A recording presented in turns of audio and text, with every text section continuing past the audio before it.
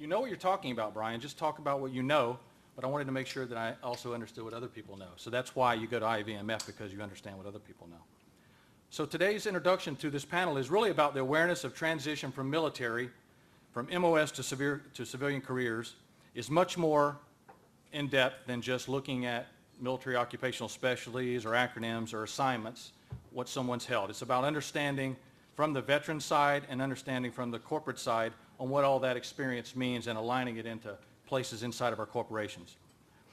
Suppose a veteran hated what they did in the military. We talked about it in the earlier panels. If I was an armor guy, there's not a lot of armor jobs. How you doing there, sir? I saw over there by his uniform, we served in the same unit, 1st Armor Division. How are you doing? So not a lot of armor jobs. So what do? Do I just stay in the military, or do I drive a bulldozer, for example? We can't put ourselves into that particular process when we're coming out as veterans.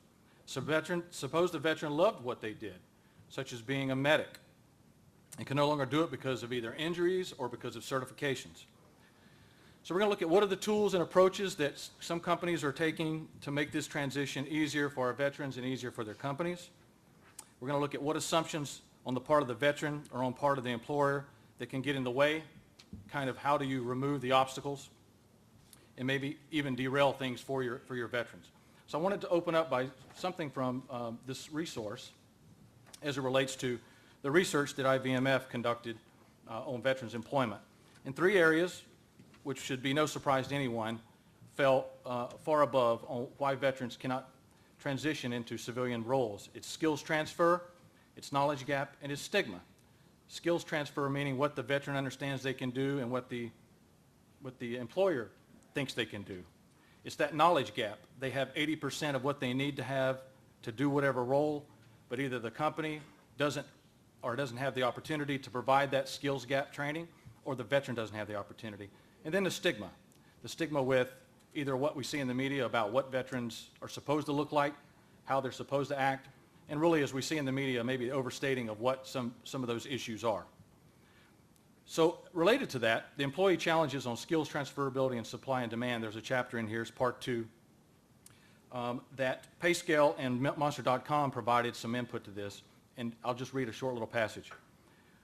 And it's talking about those tools that we depend upon, for example, as a veteran to see where we fit. They are these MOS translators. There's also the tools that we use in our companies, for example, Taleo, which aligns or scrapes, as they call it in the HR world, on how do you align people to roles. While these tools are created to provide employers general insight into the experiences and training associated with a given military occupation, in some cases we found that employees are relying on these tools as a first and only screen to prospective veteran employees. That goes back to what we were talking about earlier, as they disqualify veterans based on some computer program. The most compelling, which I found, which was any company that's listening around right now would be compelled to listen, is they found that when they looked at veterans population, that veterans more frequently had this skill set compared to their civilian counterparts. Those skill sets were Cisco networking, computer security, contractor management, electronic troubleshooting, leadership, Microsoft SQL, server, program management, security policies, procedures, and risk management. So why do we have this breakdown in skills transferability? Why aren't our companies understanding where those skill sets align? And that's what we're going to look at today.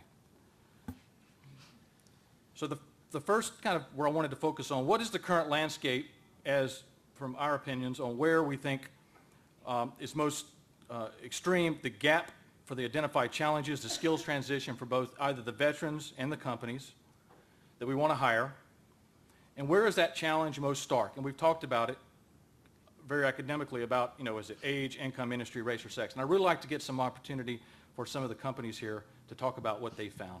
And if I could open it up with Diane first. First of all, I'm glad to be here. Also, Brian said we're the oldest outplacement firm in the country. I want to make sure you understand that I'm not the oldest job search coach in the country. It's really critical. One of the things that I think is very important, and we find this with people that we work with that are primarily going from one job. Challenger works with people who we assist them who've been displaced from their current jobs and they're going to another job. And it's true in everything that I've listened to today, and also having worked with some people who were being transitioned out of the military. It's about communication. It's about knowing yourself. And usually the knowing yourself has to come first. You have to sit there and say, what are my skills? What are my abilities?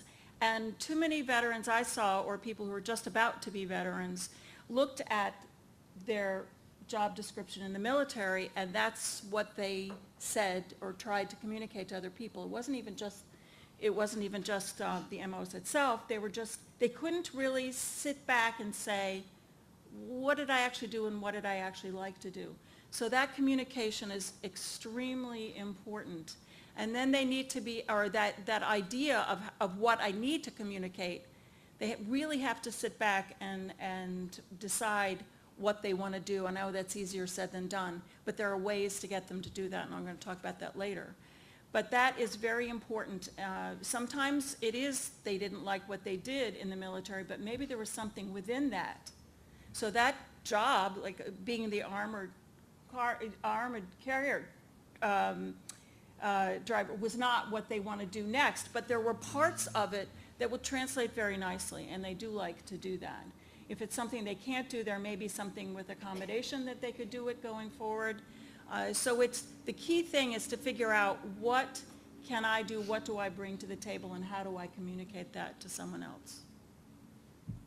Have you seen this over the last number of years? Have you seen this improve or get worse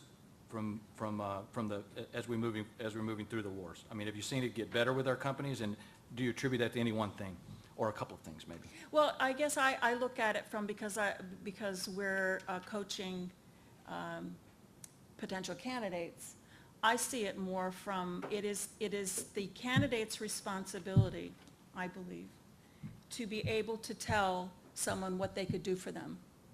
They have to be able to articulate that. And certainly on the companies on the other side, they need to be able to hear it and give them opportunities to be able to voice that and to share that with them. But ultimately, I'm responsible, I think, to be able to articulate that. If I can't articulate that, I'm either going to not get a position, I'm not going to get a job offer, or I'm going to get something that I really don't like, and I'm really not good at it. And Karen, from Northrop Grumman, I know you work with the Impact Program. Could you talk us through kind of that challenge? Sure. So our Operation Impact Program focuses on the severely injured service members, so those who are classified at least 30% or greater. And this population of wounded warriors are not likely to just go online and apply for a job. So their challenge, they have many challenges, and one of them really is trying to figure out, what can I do because I can't do what I used to do, and how does that fit in your company? And I have a true life story. We heard some stories this morning, but this was, I actually witnessed this firsthand, which made such an impression on me about assumptions of skills that individuals had. We were doing an employment workshop down at Quantico, and Brandon came, and Brandon had been there all day, and he had gotten up and down, in and out of the room all day long. I had a recruiter come in late, and so she set up and she went over to Brandon. He was the last one we had to help. We were doing resume support. And he said, I don't know what the point is. He said, I'm an ammo specialist. There is not a need for ammo specialists outside the military.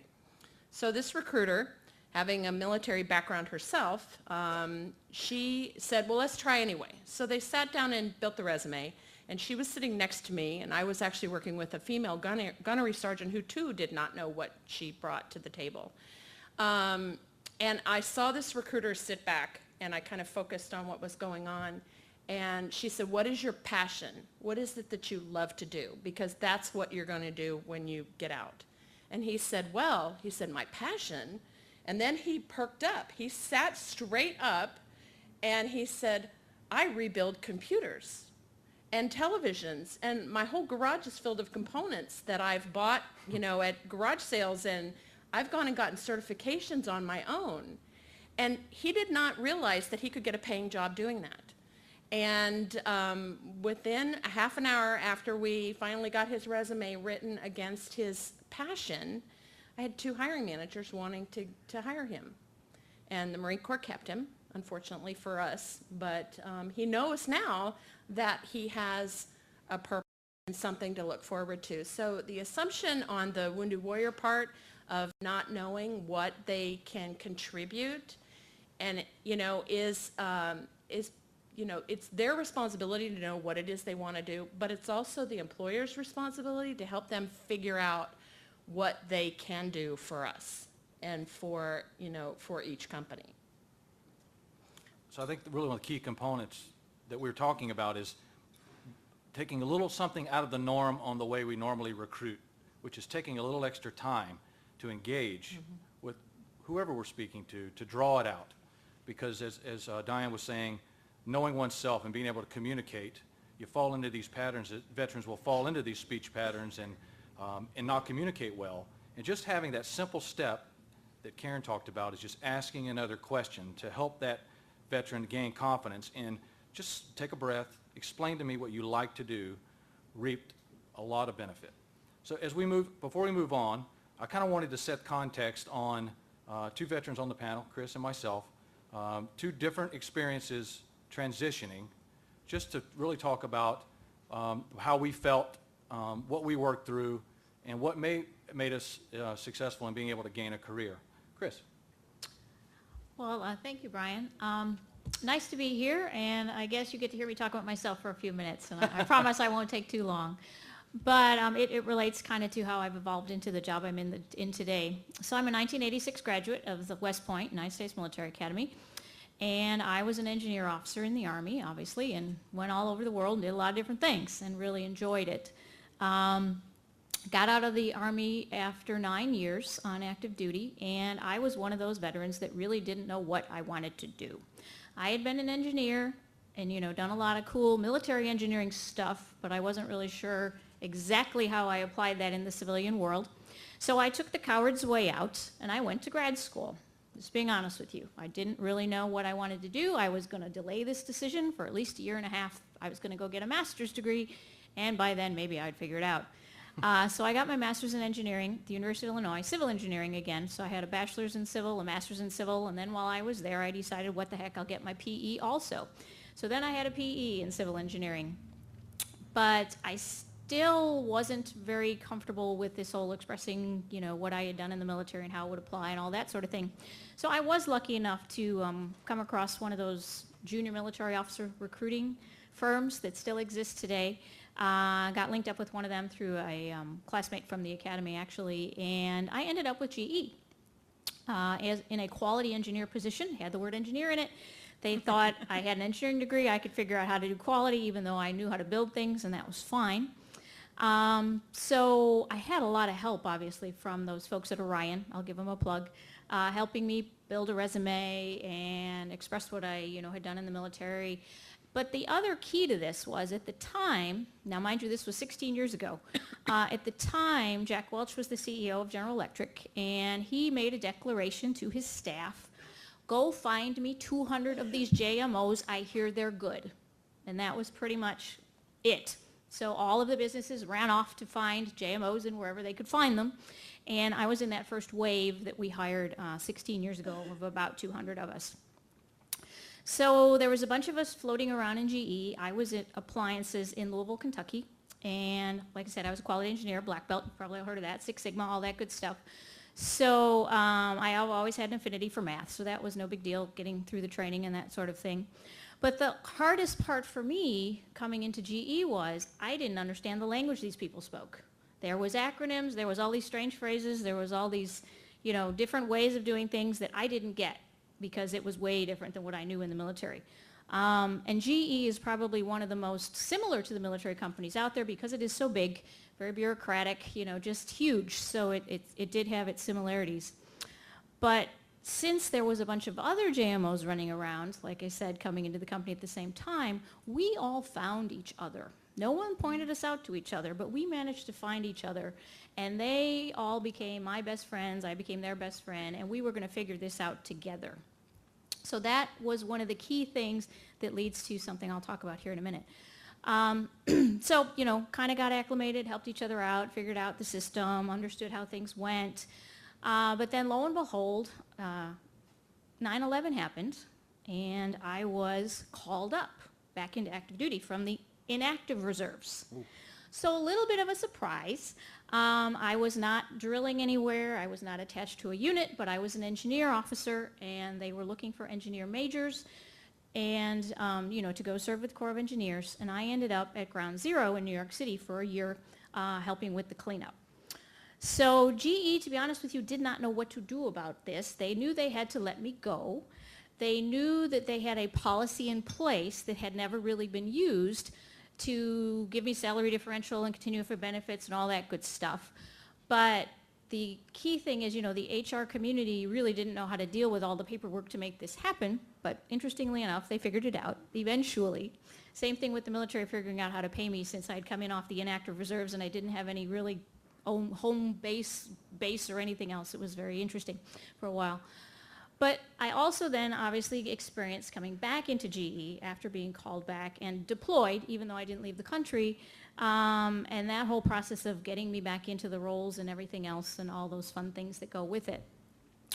Now, I was extremely lucky because I had a mentor/sponsor that had been kind of helping me, guiding me in all those wonderful ways that mentors and sponsors do, that then wanted me to come work for him when I came back to the company. So in many ways, it worked out very well for me. I hated the job I had before I got called up, in all honesty, and when I came back into a job I loved. But without that person that was going to help me come back into the company, I'm not sure that would have gone as smoothly as it did.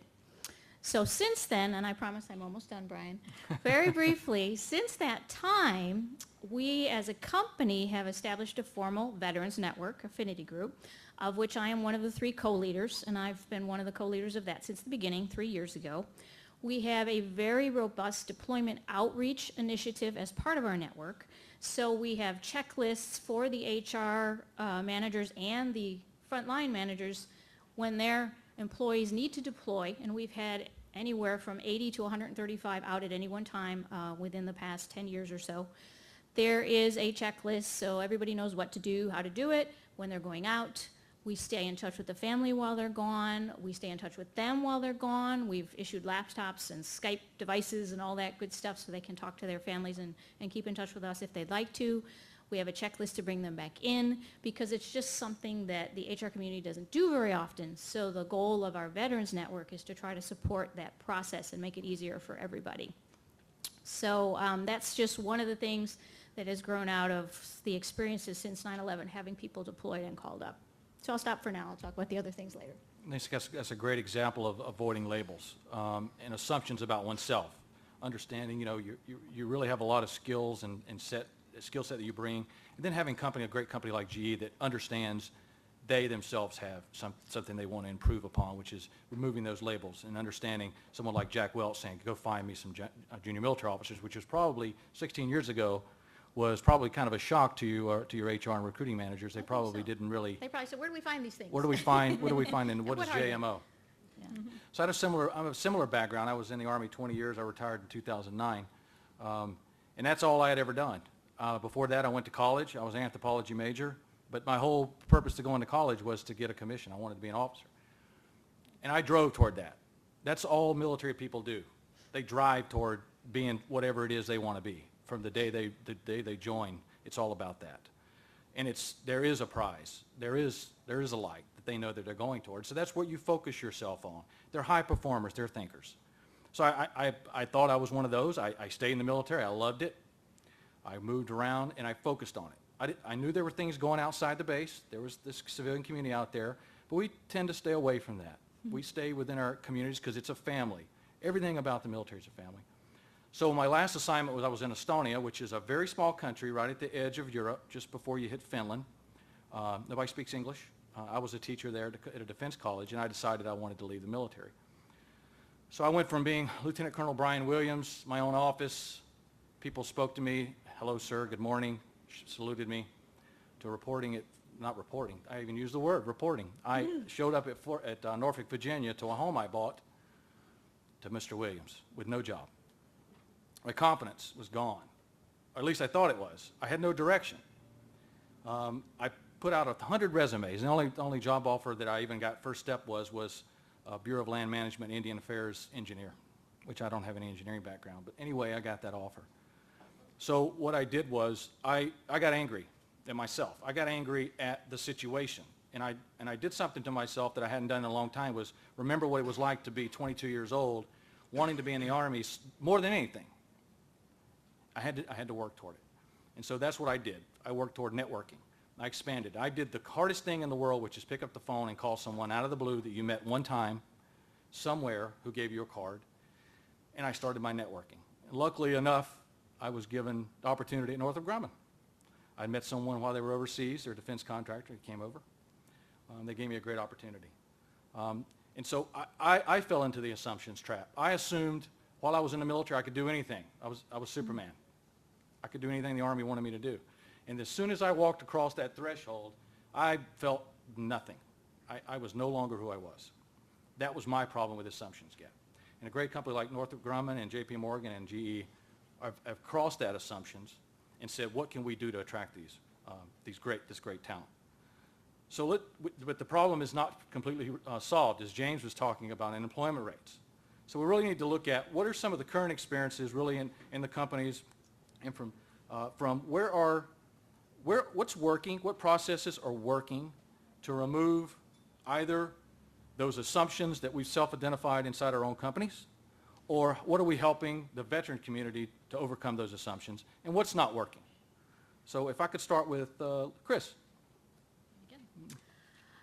You know, I talked about one of the things that we've done as a company with the deployment outreach thing, but that's obviously very tactical. But the one interesting thing about veterans in our company, and I think we stated earlier, we've got about 10,000 of them here in the U.S., and we've been around for quite a while. And once again, we try to use our network in order to support each other. But that really is a huge retention tool. But I think one of the things that a lot of veterans are confused about, is the word I'll use, at least within GE, is career paths. And, you know, okay, I came in and here for me, I came in as a quality engineer, and then, you know, I went from a black belt to a master black belt, so I was still in the quality engineering arena, but then I went out and I ran a small P&L, and now I'm in HR, and I was in HR and personal relations for 8 years, and now I'm, you know, program manager of Veterans Infantry. You can do a lot of different things once you get into the company. But I think when new veterans come into the company, then they're like, okay, here I am, and I'm not real sure what comes next. So one of the tools we use is we've got a internal social media site, I'll call it. It's called a Collab site. I think that's just a GE thing. And we have something on it called Career Path Corner. And every 2 weeks, there's a new posting. A veteran will talk about what they did in the military, what they're doing at GE now, how they got to the job they're at in GE now, what they brought from the military that they've, you know, used at GE, and some of their lessons learned, you know, within their job path.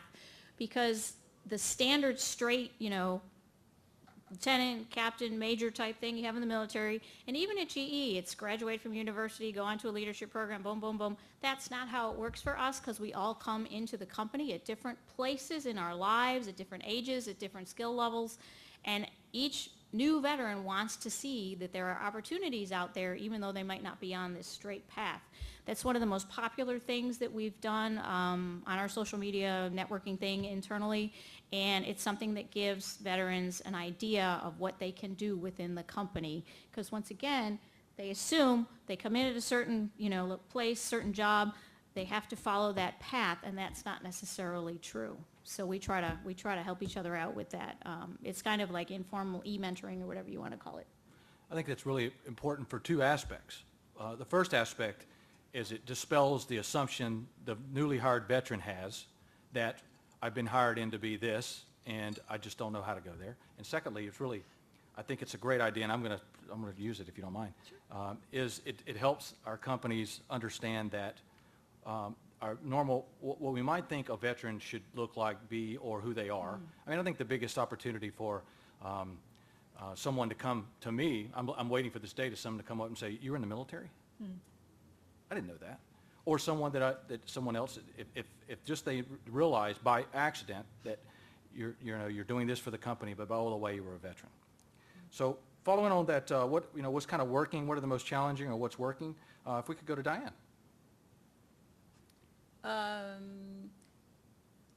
One of the things that, of course, is my focus is how do they get into that position initially, and of course, that's where you want to have the good fit starting off. And so I'd like to speak a little bit to make sure we get it, because you mentioned it before, and I think it's critical, and that is networking into that next position. And it can be networking to get hired in the position initially, but also there can be networking to find your next path, to find where you want to go next. And so that you're able to talk to people and that people in the company understand what you can do and what you can do in maybe that next path going forward. Someone mentioned it on the earlier panel, and that is sometimes we just sit there and we don't think about that next step, and we feel that we're just going to either sit there and this is what we're going to do for the rest of our career, which isn't really that stimulating, or to some people it is, but not to others. We want to see that they have a path. Or it may not be helpful for the organization, because there may be other things that you can do once you get your foot in the door and get going to that next step that we don't realize. And so I wouldn't want somebody to think, well, okay, I've got the job, I've networked in, that's really great. Now I can just sit here and I don't have to network. You're always having to network and always having to look where you can go in the company. And I think a company can facilitate that as well, and many of us don't. Great point. So it's really about having the fit, having people to understand that, in fact, how do you gain that fit is by an extension of who you are with your companies and your veterans, to be able to reach out to those veterans and explain to them, and then being able to translate that inside your companies. So is there an aspect of improving the candidate experience for recruiting that's directly related to understanding to dispel the assumptions of what the veteran brings? For example, is the candidate experience, how could we improve it to ensure that we capture more of that great talent? Is it me? Sure. I was waiting for him to say. I was making sure no one just didn't want to look at me. I think that having the right champions in your organization is so critical to the successful hiring of veterans, wounded warriors. If you can identify director level or hiring manager and involve them in the process. Because as recruiters and HR professionals, we're always going to events and meeting with veterans. We're not the ones that are making that hiring decision. And so to make make it easier for the veteran, having that hiring manager there talking to them directly helps the veteran, ask the right questions or get more information about the program. But more importantly, it changes the attitude of your hiring managers. I've had the opportunity to take a couple hiring managers with me to Wounded Warrior events, and on every occasion they leave saying, wow, this has totally changed my view on hiring veterans and Wounded Warriors, because having that one-on-one discussion with and getting those automatic assumptions about what an infantryman does, and really having that discussion, the hiring manager talking to that infantryman about what they did and what they've accomplished and their level of responsibility. The hiring managers really do get a sense of that. So it's really having that commitment and having that buy-in of your hiring manager. Is it perfect at Northrop? No. But we do have a good portion of our hiring managers who are veterans that, champion our program. So that's where you really need to start. So one interesting kind of tidbit, I totally agree with what you're saying, Karen, because what we do with, we do hiring events, we stop using the word job fair, because the candidate experience was I bring my resume in, I get the swag, and I leave, and I never hear from a recruiter. That in itself is a problem. That doesn't help the veterans' confidence or dealing with their assumptions. It certainly doesn't lend well to a company's assumptions of what the talent looks like, because they don't want to take the extra step to sit down and talk to the candidate about what they're about. So what we found is if I can get a veteran to a hiring manager, they have a 25% chance of getting hired. Just getting them to an interview, that is so key on everything we do with trying to dispel some assumptions. And I'll be frank with you, I have had veterans call me, because I'm in the Office of Military Veterans Affairs, and they give me a challenge. I encountered a hiring manager that says, I just don't think there's a veteran that could fit anywhere in my organization. And it's frustrating for them. I mean, they almost, it's like we're banging our head against the wall. So we have two options. So my first option was bypass, which in the military, if I hit an obstacle, what do? Armor guy? We bypass, right? We don't run into the minefield. So I find someone else who wants to hire. But that doesn't work all the time. So now my challenge is, how do I change their mindset? So I said it to the panel, what have you found that is a challenge related to changing mindset, and what have you done to do that? What's been successful, and what are your challenges as related to those hiring managers, which are the key people that own headcount? They're the ones that have the money. They're the ones that are going to make the hires. The recruiter is just the person that gets the source there. So I'm interested in any of the panel, if you have some ideas or some explanation of what you've seen. Sure. Yes, okay, I'll start. One thing that we do, and I keep talking about utilizing our network, but every hiring, and I realize a hiring event isn't going to get people hired. Going to hiring events, we always have a mix of HR, managers, recruiters, and veterans who work for the businesses that are, in need of employees and, have openings, specific openings that are available right then and there. So that you've got both the HR side and the veterans there at the hiring events, helping talk to the candidates. And then the other thought is to do our best we can to get one of our Veterans Network folks on the interview schedule, whether it's the panel interview or an individual interview or something along those lines, to assist with the translation partially, and really help with that interview process and kind of vouch for the person's skills, because the hiring manager doesn't always exactly understand what the person brings to the table. But once again, with 10,000 veterans already in the company, we're kind of a proven commodity, and we've got veterans in every business, at every level, in every type of operation across GE. So there's an example somewhere in every piece of our company of a veteran that has been successful and is doing, exactly what we're looking to hire new folks into. So we just try to utilize those folks we have. Thank you. Karen? So it's important to us that when we are at a hiring event and that we have a commitment. Not necessarily, we can't guarantee placement of every person we talk to, but we have a commitment to help them find the right job opportunity. And I've often received emails or phone calls from a service member who met one of our recruiters at an event and said, I thought Northrop Grumman was hiring veterans. I've not heard back. Or I've applied online and I haven't heard anything. What happens to my my resume when it goes online? So having that personal connection, I think we've all gotten away from that because we know we all have to do online recruiting and have everybody apply online. But having that personal touch and being able to pick up the phone and call that service member and tell them that the job that they're applying for, they're not hearing because in our case, we might not have gotten funding for that, or they really don't meet the basic qualifications for that job. And having that discussion with them really does help in the recruitment process. And as far as our managers go, training. I can't say that enough for them to understand the skill sets. And the panel before us talked about that. Is really, a logistician in the military. When they transfer to private sector, brings a lot of experience and a lot of skills. And it's just getting those managers trained into how it fits in their organization.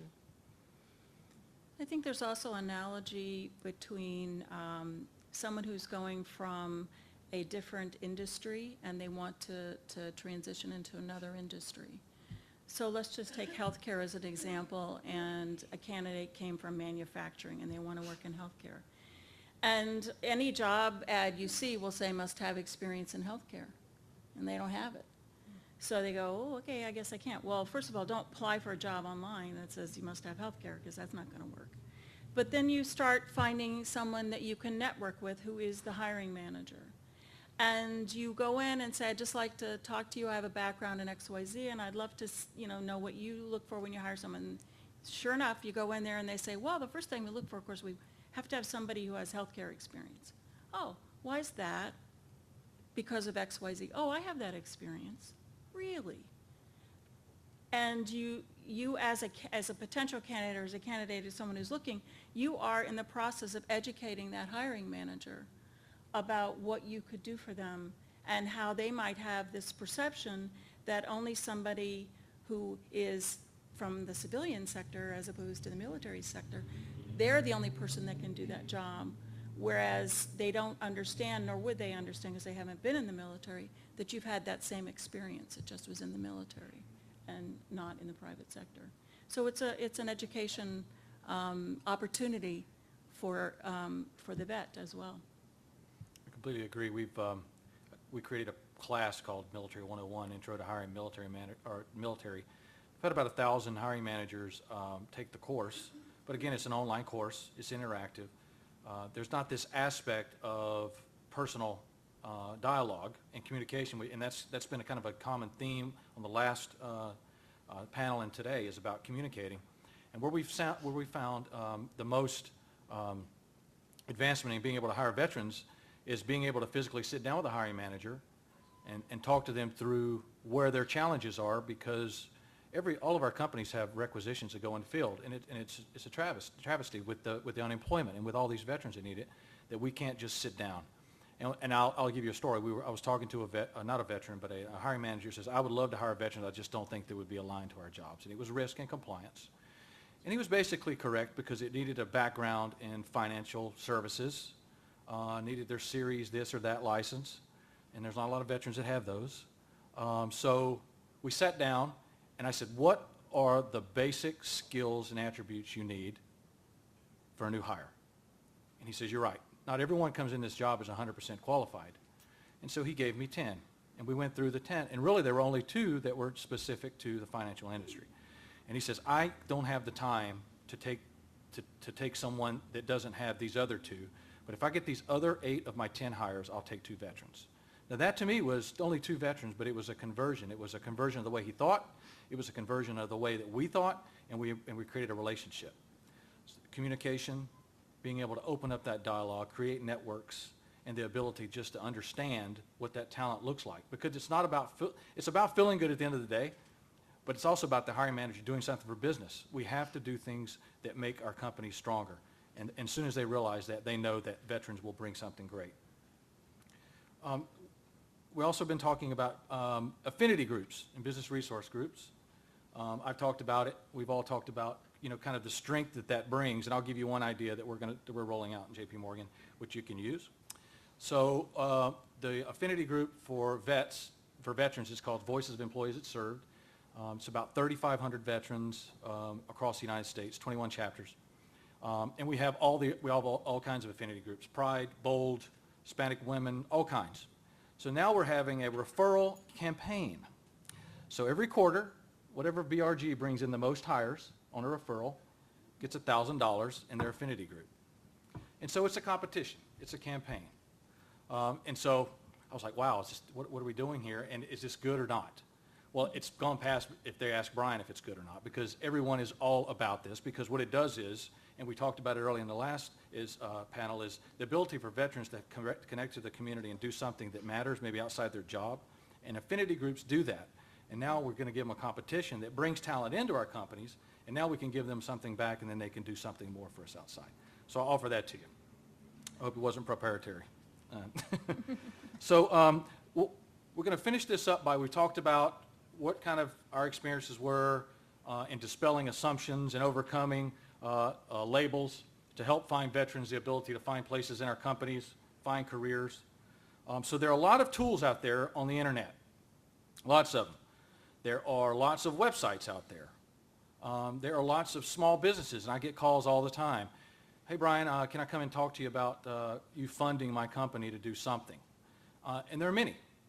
And I have trouble weeding through the great to the less great. So what kind of tools have you used in your finding that talent and helping that talent realize or overcome maybe the assumptions or labels?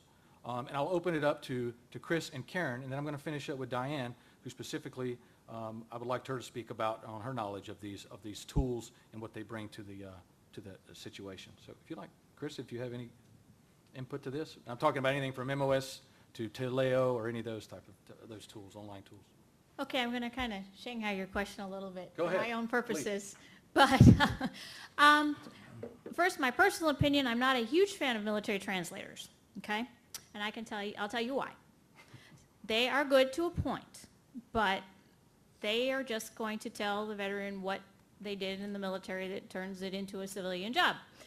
Over the past year plus, I have done 52 transition workshops in 52 different places as a partner with the Chamber of Commerce Hiring Our Heroes program, where I've brought a group of veterans with me and we do one-on-one coaching about elevator speeches, take a look at their resume, do some practice interviewing. But I've also had the opportunity to talk to almost 3,700 veterans myself, and there's a lot of them that don't want to do what they did in the military. So you put it in a translator, it's going to tell them what it translates to, but if they didn't like what they did in the military for whatever reason, or they just don't want to do that anymore, most of the tools don't go any further than that. So there's one problem. The second problem is if you put in a infantryman into these tools, it doesn't come up with a whole lot of options. Maybe a security guard, something along those lines. I certainly don't spend a lot of time playing with these tools, but that doesn't necessarily translate directly into a civilian job. So here's my plug for my program I have to talk about, because I work for GE and we are the leader of the Coalition for the Get Skills to Work program. Hopefully some of you have heard of it. If you're interested in doing more research after I finish, it's getskillstowork.org. I'll do that now before I forget. But this program is designed to fill the skills gap in American manufacturing. There are currently 600,000 open positions across the country in advanced manufacturing that companies cannot find employees to fill. Why? Because the folks with the right skills just aren't available. So there you go. We've got this wonderful pool of veterans getting out of the service, different services over the course of the next 4 or 5 years. Some of them with these MOSs that maybe don't fit into these translators like I'm talking about, that might be interested in manufacturing. Now, manufacturing is a lot cooler now than it was back in the day, so maybe there's some convincing that needs to be done that manufacturing really is kind of cool.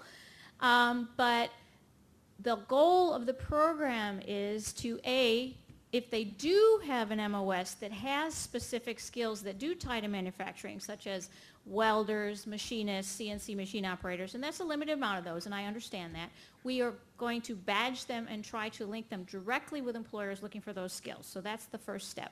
But the bigger piece of the puzzle also is for those veterans that don't have those specific skills, are interested in joining the manufacturing community for a career, there will be many locations across the country, starting with 10 this year, where there will be training programs at local community colleges, technical schools that will put them through a short-ish, is the word I'll use, depending on the skills needed in that community with those manufacturers that have openings right then and there. The training will be targeted towards the needs so that the veteran can go through the training and be promised an opportunity to compete for a position. As you know, we can't promise anybody a job directly. So we want to tap on the resource of veterans who bring problem-solving skills, dependability. They're going to come to work on time, which is a problem we have in some of our locations. Think on their feet. They learn quickly. They're flexible, and they want to have a mission, and they want to have, that goal to go down the road towards a career. So regardless of the MOS, we want to try to tap into that resource with Get Skills to Work. And I see James over here with some pamphlets, so he's even going to carry on. We're going to talk about this more tomorrow, but I'll give. I had to give it a plug. There's more to that initiative than just that training piece. There's also the piece that goes with employers and how to hire and how to get involved. Which is tied back to the resource that Brian was reading from earlier, the Employer's Toolkit. So it's all tied together in this really cool Get Skills to Work package. So I had to give, it's kind of a tool, but I had to talk about it. So there you go. Wow, I I have to follow her. I know. I too agree about the military translators. I have not found one that doesn't give more than what they did in the military, and it kind of, what you can do in the civilian world and your probability of getting a job. And most of the time, it's not very, very hopeful. But what we have found is that has been a successful tool for us is really just getting back to the basics.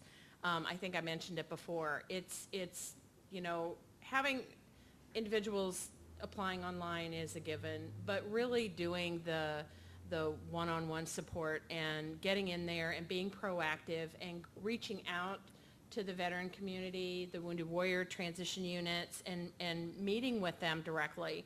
And, if you can connect with, there's lots of resources. All the bases have a Warrior Transition Unit and, or an ACAP or some organization you can connect to, and go in there in person and meet with them. And that's the best tool that I could really recommend. The one other piece that I would mention is that the VA, the VOC Rehab and Employment, and the Vet Success, I can tell you that the hires that we have made of the Wounded Warriors who have gone through that process are more successful than those who haven't, because they actually give them some structure and guidance as to what their next career opportunity, and it may mean that they go back to school first before they go look for their career, versus meeting someone in the hospital and they're getting out of the hospital and they know they have to find a job and they haven't done their due diligence in being prepared for that work. It's better for the individual coming in and the company as well. So those are the recommendations that I would make. Challenger has assessments available to clients if they're struggling with what they want to do next. Some people who have been doing something for 20 years and they get laid off and they say, oh my gosh, I'm free now. I hated doing that. Or they didn't even realize that until they said, wow, I've been let go out of this. But then what does that mean? What do I want to do next? So certainly the assessments are helpful, and they are primarily, there are 5 of them, and they're primarily personality tests, basically. What kind of, the 2 of them are aimed more at, well, people with this kind of profile tend to be great in engineering or this and that. People with those kind of profiles tend to gravitate to these kinds of positions. The other 3 are more work styles, and people who have this kind of personality profile tend to work well in this kind of setting, and you have to be careful, et cetera, et cetera. But it's just one tool. And also the other thing we caution people who look at those assessments is a couple things. They require you to be really honest when you're taking them, and if you don't quite, either you're answering them because just like this is what people thought I should do, and so I answer it that way, it's not going to work for you. If you're not really honest with it, and you're going to get some kind of profile that doesn't work for you. And that leads to the other thing that I say to people, look at these results, but if it doesn't feel right in your gut, then it's not right for you. Don't just assume because they say you should teach languages that that's what you should do if you know that you're absolutely abysmal at this and teaching languages. But it's another tool. It's another way to help you build the response Chris was talking about. I think we also think it's great to be able to tell people what your skills and abilities are, and it's also great to be able to tell them what you want to do next. So this is another way if somebody is struggling with that or they're not quite sure. It's just another arrow in their quiver of job search. Thank you. So before we take some questions and answers, I want to kind of wrap up what we've been talking about today, what we really looked at as far as avoiding labels and the assumptions trap. It's really about, as the former panel had, about communications, about companies opening up the communications line beyond just the internet, and understanding what the candidate's strengths are and having that dialogue. It's high touch. It's communicating with veterans, communicating with themselves, being honest with themselves. I don't know if you guys saw this article in the paper a couple of days ago. When men were asked who they most favored, they said George Clooney. That's not being honest with oneself. And it's really about being understanding that when you answer these assessment tools, that it's being honest with yourself about where your strengths and weaknesses are. It's also about training. It's about training our employees, training our hiring managers, training ourselves to understand where we need to improve ourselves, as understanding how that those labels or assumptions might be keeping us. It's leadership from the top, as spoken by, as Chris was saying about the leadership of GE said, go find me them. And most of our companies all had it led from the top. That helps unbelievably when you're trying to do change in a big corporation where people are used to doing what they're used to doing. And that the assessment tools need to be really focused on what they are. It's an assessment. It helps you understand who you are, and it helps companies understand who people might be, but it doesn't necessarily align with a perfect one-to-one candidate. It's something that helps you be informed. It's a tool that you would use with the communication, with the one-on-ones, with the referrals from your BRGs. It's just one tool that you would use to inform yourself as a veteran and for the companies to be informed. So I'll turn it over. Was there any questions anyone would like to pose to the panel, or any burning comment? Over here? I don't know if this is a burning comment, but it is a comment, which is what once- I've heard everyone say really is that, what I've heard everyone say really is one-on-one interaction with a person, a mentor for you, Chris, it was a mentor. Another story of someone who just happened to, the keynote speaker talked about, well, this person just had a chance, great interaction with a counselor. And so I guess I feel like, and then you all have just talked about, well, there are these online tools, but the online tools don't get at the right questions. And so I feel like some of what we're kind of coming out with is enabling a veteran to have a mentor, a counselor, somebody who kind of can sit one-on-one and say, hey, this is seemingly where you want to go, and these are some ideas for you, is really vital in the transition process. And that seems to be what is the differentiator, is when somebody can kind of look eye to eye and say, and get a little bit of guidance and find out, oh, this service is available, or this is what might be helpful to you. And I guess it's kind of a comment and just questioning, did I hear that right kind of You throughout did. the day today? You did, because it's interesting to see a new veteran either show up to a job, to a hiring event, or his first day of work. And if this was all of our veterans affinity group and we invited that person over, they would be tense, tense, tense, tense, tense. As soon as they walked through the door and saw that there were all these veterans, you see they start to relax. They start to be more comfortable. That natural reaction helps them be a better person and a better employee. So all those touch points, you're really correct, is being able to reach out to them, because like what happened to me when I came off base was I no longer had the family around me, the infrastructure that I was used to, and knowing that our companies have these affinity groups, we have leadership, we have hiring managers that want to help veterans, we have to find each other. And that is going to be the key, I think, for our veteran employment and our veteran retention. Any comment before I move on? Okay. Sure. I think it's interesting, too, that that one-on-one and that touch point is so important for any veteran, but specifically as it relates to veterans with disabilities. because they not only don't feel like they're not with their family and they don't really know direction, but then they have this disability, whether it's visible or not. And if it's visible, then that even further complicates it, I think, to some degree. Can I comment? Sure. You're absolutely right, and that's the population that I focus on. And I have to build my credibility with them because they want to know, who is this woman who's helping me? I'm not a veteran. I'm an Army brat, a military spouse, a caregiver, and last year, unfortunately, I got to add widow to that. So I tell them that up front, not to feel sorry for me, but so that I can build my credibility with them. And it changes the whole dynamics of our conversation.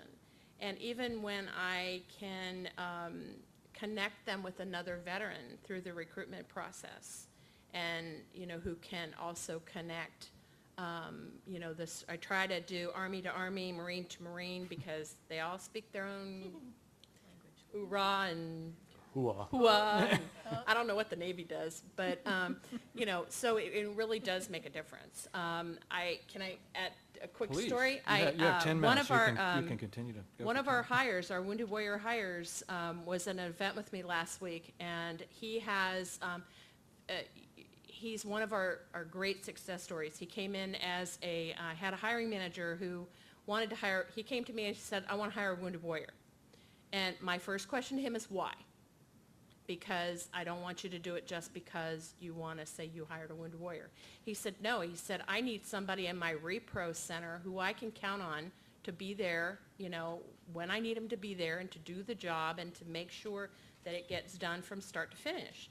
So he hired this Wounded Warrior for the repro center as a contractor because he couldn't add a head count. So he went out and thought outside the box. It's like, okay, I can't add a head count. I can do it as a contract. This hiring manager talked to the security director and said, this guy has a security background. He's great. He's a great employee. We need to find him a career path. He switched over into the security career. He's one of our facility officers at one of our major locations in the area. And he told me, even though he's gotten promoted 5 times in 6 years, he's gotten promoted 5 times, he told me, he said, I almost turned around and left when I came for my interview. He said, I was sitting in the lobby and I saw these people coming in with their roller bags and their computers. And he said, this isn't for me. This organization doesn't give me the feel that I feel like I'm going to fit in. So that was an aha moment for us too. Not just the high touch of getting them to the interview, but also making them feel like this is somewhere where they can feel comfortable. And having the affinity groups and the ERGs, connecting them with a sponsor or a buddy even through the recruitment phase, even if they don't get hired by us, they've made a connection with another veteran who's made that transition. So. I think it's related also to trust. Veterans really are, they will, once they trust someone, it's forever. But it's one of these aspects, if they really don't know who you are, they really can't trust you, because if you're in a combat environment, some new person shows up, you haven't trained with them, you don't know them from Adam, you're depending on that person for your life. So it's a survival mechanism. So when they meet another veteran and they're out of their element, this mechanism, as my grandfather used to say, the tender ear, he was a musician, their tender ear on trust, they pick it up. They feel that this person can help them, and they trust them more than they would someone else. I think that's what that high touch you see, even if it's someone that's not a veteran, just being open and honest and being able to say, I'm here to help you and here's my background, that helps with the trust building. Any other questions?